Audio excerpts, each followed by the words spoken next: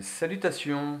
Je reviens vers un nouveau test que j'ai effectué hier soir pour voir le fonctionnement du multirotor.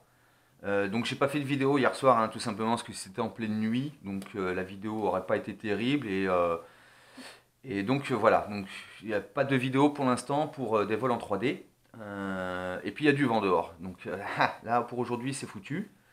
Par contre, je reviens pour la simple et bonne raison que, bon, bah, pour les tests d'hier, euh, pour, euh, pour le vol, bah, il vole très bien.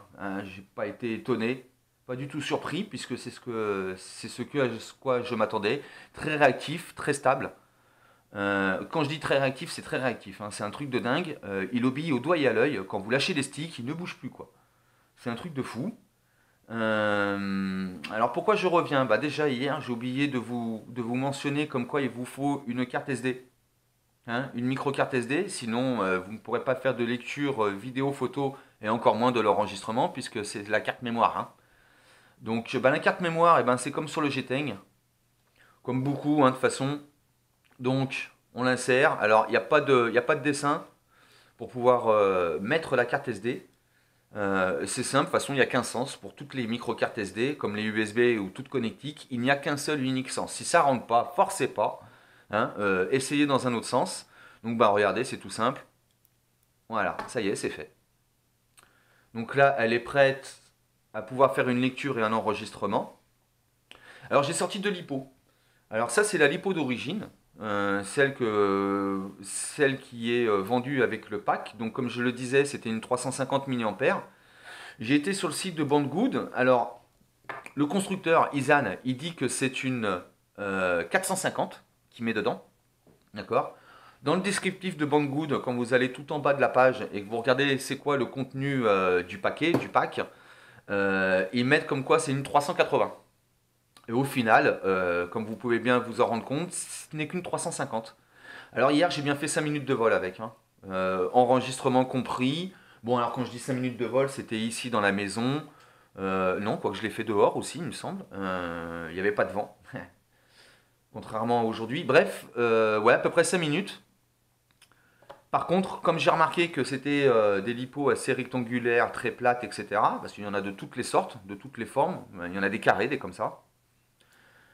J'ai été sur le G-Teng, qui lui utilise donc des 500 mAh. Alors, comparaison, donc vous avez quoi 2-3 mm de plus. Elle fait à peine un millimètre en épaisseur et encore je suis gentil. Donc voilà, donc une 1S et non pas une 3S comme je disais hier, une 1S 3,7 V. Alors une 500 mAh, je vais vous montrer. Tac tac tac, on relève le petit câble.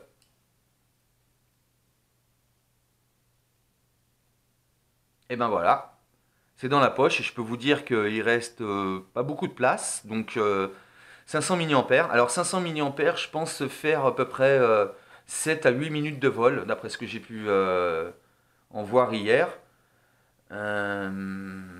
Voilà. Il est costaud, il vole très bien.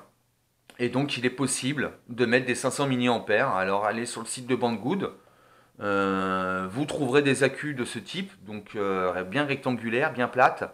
Hein, vous cherchez entre les 350, les 380, les 400, les 450 et les 500.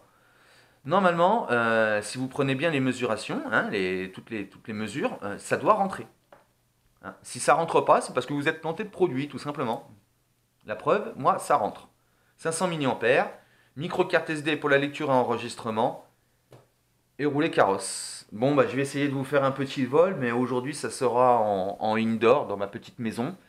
Donc vous ne pourrez pas voir le quad prendre sa distance. Contrôle de vol sur la distance, 50 mètres. Ce qui est quand même pas mal.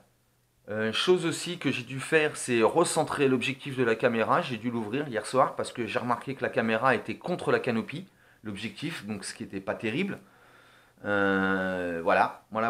Bon, je l'ai ouvert, c'était très simple, hein. Il faut enlever une dizaine de vis à peu près, de la micro-vis. Et tout se passe bien. Voilà. Allez, bon, bah, on va essayer de faire un petit vol en 3D en indoor. Allez, à tout de suite.